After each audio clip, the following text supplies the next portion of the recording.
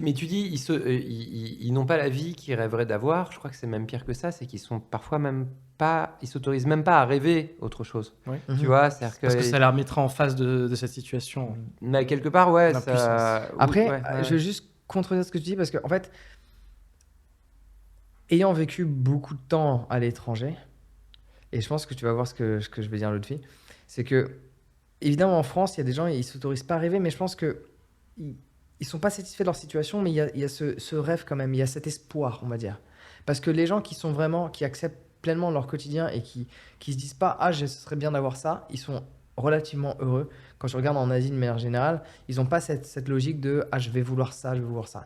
Ils veulent des petits trucs, hein, en général, customiser des scooters, acheter un nouveau temple. Des En- trucs réalistes, des réalisables. trucs réalisables, en fait, pas des trucs complètement différents. Alors que nous, tu vois, on a cette logique de jouer au loto, quoi. Il n'y a pas ça en Asie. Enfin, du moins, j'ai jamais vu. Je pense que ça existe. Ça doit exister, Ouais, mais si, c'est moins populaire, on va dire. Il y a moins de gens qui y jouent. Après, il y a ce truc d'aller faire la prière au temple et de demander à devenir plus riche, Oui. ce genre de truc. Il y a que genre de superstition aussi, mais Bah, dans la plupart de ces... je pense qu'en fait, s'autoriser le rêve, c'est l'espoir, effectivement. Quand on dit l'espoir fait vivre, hein, ces adages, ils ont quand même un sens au fond. Hein. Mais des fois, cet espoir, et là je rejoins ce que tu dis, peut venir te remettre à ta place par rapport à l'impuissance que tu as de le réaliser, ce rêve. Mhm. Donc, il y en a, ils vont mettre une double barrière en ne s'autorisant même pas ça. Donc, il y a celui qui va dire « j'aime pas mon boulot, j'aime pas ma vie », mais le soir, il va rêver « ouais, je pourrais être là, je pourrais faire le tour du monde, je pourrais faire ça ». Et au fond, ça lui donne un peu de baume au cœur et peut-être qu'à force, la graine, elle va émerger. Et l'autre qui dit bah non, ça sert à rien d'y penser, de toute façon, c'est irréalisable. Déjà, il est défaitiste dès le départ, il s'est même pas donné une chance de. Et parce que aussi, s'il se rend compte que c'est réalisable, mais qu'il le fait pas, ça le met en face de sa responsabilité. Oui, parce que certaines personnes aussi tirent un bénéfice inconscient de leur souffrance et de Oui. la souffrance Bah, dans ça laquelle attire ils se l'attention, mettent. ouais. Ouais. Et quelque part, bah, ils ne s'autorisent plus à exister autrement qu'en étant dans des postures enfin, en se mettant en tout cas dans des positions où ils vont souffrir, et ça va leur faire quelque chose à raconter. Oui. Et ils vont pouvoir dire oui, mais moi j'en bave dans ma vie parce que ma vie elle est dure, regardez-moi comme je me bats dans ma vie qui est dure. Et en réalité ça devient un narratif intérieur qui se met en place, et des personnes comme ça s'identifient. Enfin, on l'a tous vécu, même. Enfin, je pense, c'est même des choses qui se mettent en place dès l'enfance. En réalité, on va se créer un scénario de vie à l'intérieur de soi. On va se raconter des histoires parce que ça va permettre d'attirer l'attention de papa et de maman aussi, quelque part. Enfin, je pense qu'au départ, c'est une stratégie de l'enfant pour attirer l'attention de ses parents et donc essayer d'avoir de l'amour d'une manière ou d'une autre, qu'il en ait ou pas réellement, ça c'est encore un autre sujet, mais pour attirer l'attention de papa et maman. Seulement normalement, ça se transmute, ça évolue, et grandir, c'est aussi passer à un stade supérieur, et ne plus être dans des schémas comportementaux de cet ordre-là. Or, en fait, il y a beaucoup de gens qui continuent toute leur vie à trimballer des vieux schémas comportementaux comme ça, en fait, où, sans s'en rendre compte, dans un milieu professionnel, dans un environnement comme ça, ils vont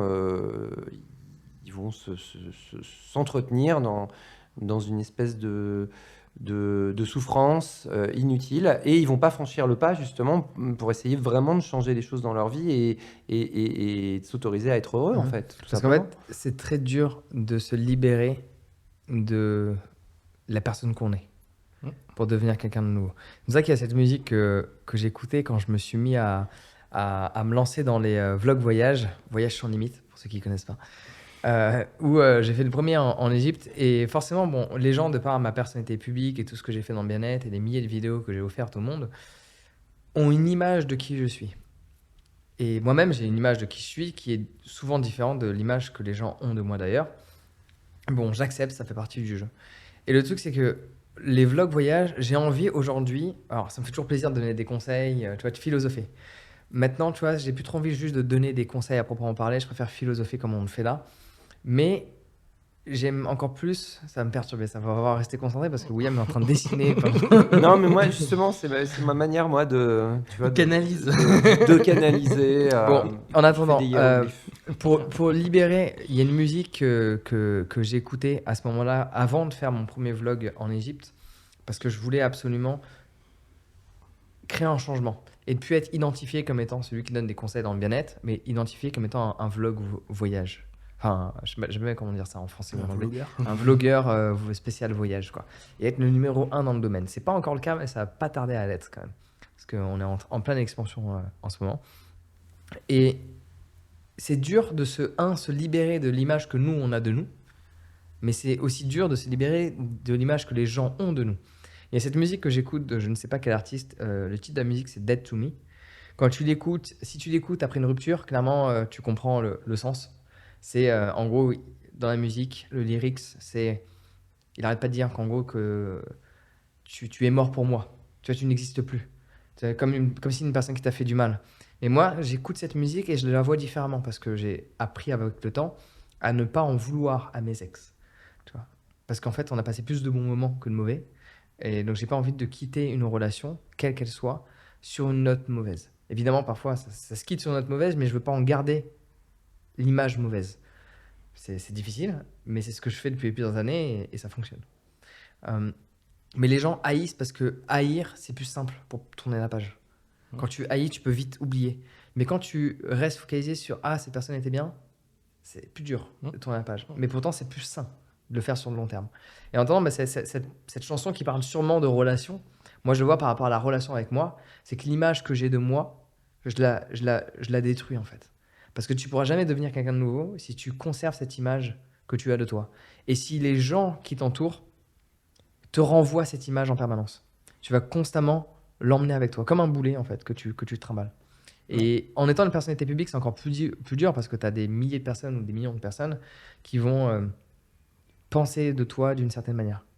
Et donc forcément, de changer, arriver à un certain stade, on va dire, de popularité, c'est pas juste changer ton image, c'est changer aussi l'image que les autres ont de toi. Alors, si tu as apprécié cet extrait et que tu veux en voir un autre, clique ici. Et si tu veux voir le podcast dans son entièreté, clique là.